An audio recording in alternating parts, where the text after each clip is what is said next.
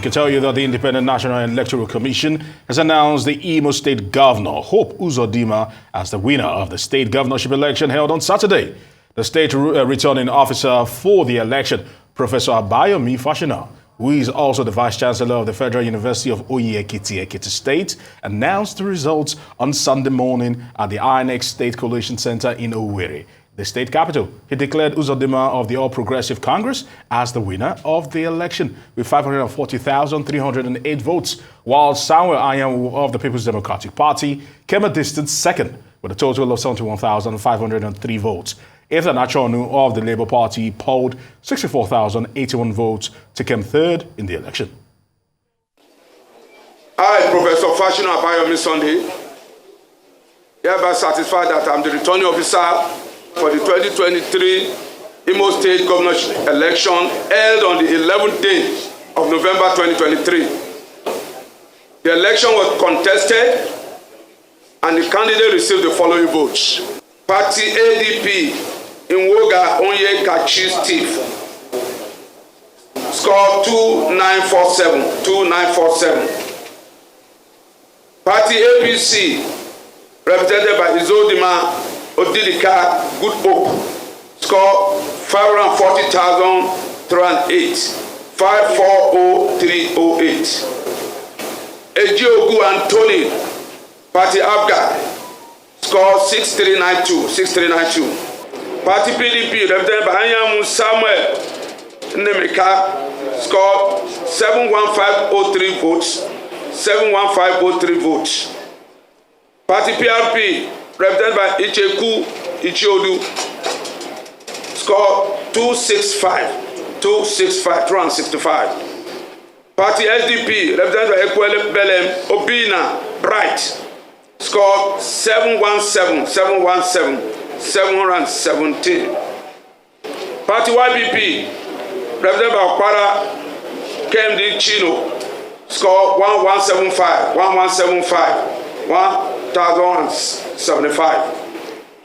Lastly, Party ZLP, represented by Andy Chibuke, score 805. That Uzodinma Odidika Good Hope of APC, having certified the requirements of the law, is hereby declared the winner and is returned elected.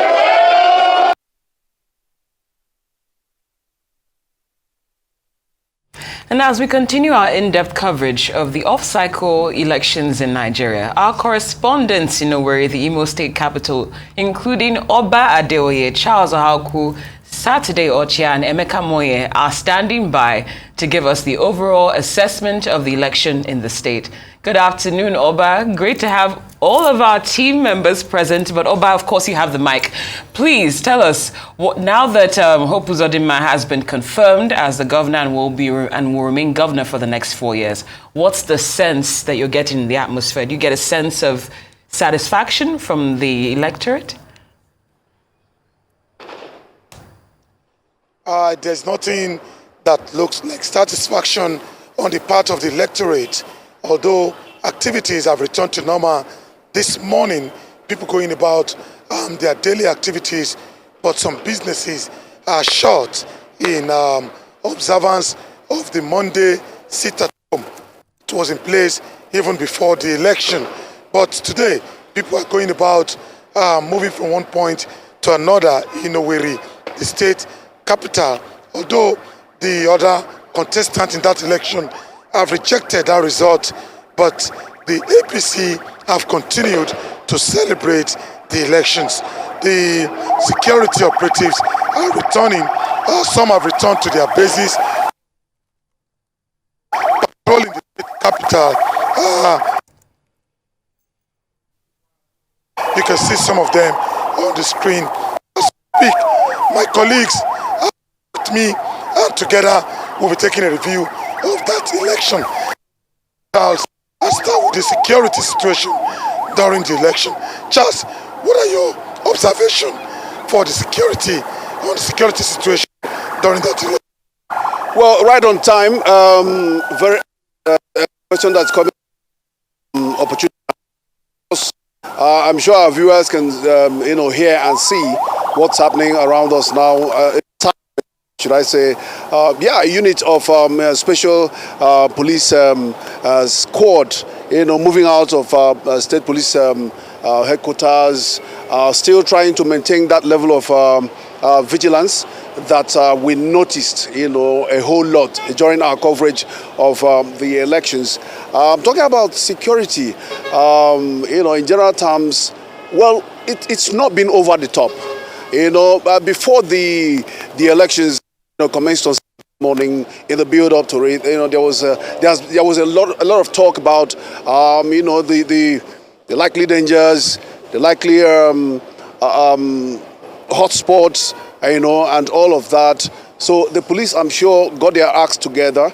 Of course, yesterday, remember that we've spoken to the man in charge of the special operation, DIG Frank, about we've spoken to him twice, and from him we got a whole lot regarding, the level of preparation, what they did in the build-up, and of course, on the day of the elections, they also were on top of their game, both on land, both on water, both in the air, and we saw a whole lot of strategic placement of police and military formations, as well as paramilitary people in different parts of state capital, as well as on the outskirts of it. Remember that we had to move from Owerri into some of the suburban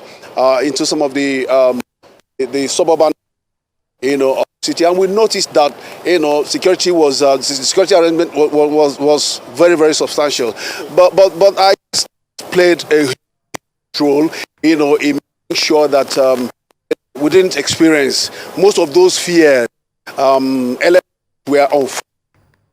They all came to naught. There was violence. Eventually, we got information about several things, untoward things happening in several parts of the state, ballot box snatching, and all whatnot. And you know that all those things can't happen without a level of insecurity, physical violence, intimidation, and all of that. It happened, but thank God that we're not talking about casualties, about people being killed or shot or anything. For a statewide exercise like the governorship operation, we haven't had that anyone was killed. But we know that violence happened at different levels. All right, would you permit me to come? The LP candidate disagreed with Charles, and he said that the presence of the security operatives discouraged people from coming out. He blamed the poor turnout of voters on the presence of the security. What did you notice on the field? Well, I think basically where I covered as Imo is specifically, I was at Ikeduru, one of the hometown of one of the Goba candidates, that's Samuel Anyanwu. Now, what we noticed there is that a lot of things happened in that place. We saw that there was huge voter apathy, and we saw a lot of police presence there, unlike the traditional election, maybe because of it was an off-cycle election. So in the polling unit where we cover specifically is that we had about 10 or more police security men specifically stationed at that polling unit, which explains why you didn't have as much violence that we thought would be in the build-up to the election. Recall that in the build-up to the election, we had rumors, we had reports that there was going to be violence, so which perhaps may have discouraged a lot of people from participating in the election. So another features that we noticed in that election day was the low voter turnout. We didn't get as much people that we expected on that election day. So in that particular unit, Ward 02 in Ikeduru local government area, we had about 705 registered voters there, but the total number of voters who turned out to cast their vote on that particular day was less than 200. So you begin to wonder what really was the reason behind their low turnout. Maybe some of them we spoke with after the election said they were not so much keen about the Goba election because of antecedents, because of the way the elections had gone.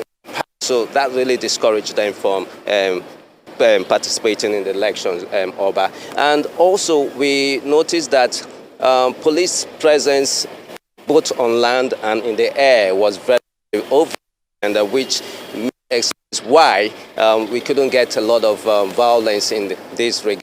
And we didn't even notice, we noticed that people were doing vote buying. Some were alleging rather that there was vote buying during the election day particularly.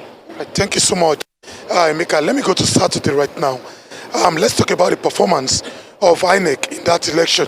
What's your assessment of INEC in that election? Thank you very much. The electoral body, INEC, played a major role. They kept to their promise. They started the poll, the areas I covered, Olo senatorial zone. Materials arrived on time as early as 7:30, and officials were on hand to attend to electorates. But the electorates didn't even come on time too because of fears. Like my colleague said earlier, security dimension was centered in Owerri, the state capital. The areas are covered, like Uguta or Haji Ebema areas, there was nothing like security. There are a lot of lapses in that area, and that gave chances to malpractices of all sorts. Like my colleague said, carrying of ballot boxes, writing materials in individuals' homes. These are experiences encountered in those areas because of lack of presence of security operatives. But in all, what gave rise to that result of the APC candidate is because of in-house fighting. In-house fighting, that is the lessons all of us should take home with. One, PDP fighting against itself. Labour Party fighting against itself. In that election, you see PDP people voting APC instead of voting for PDP.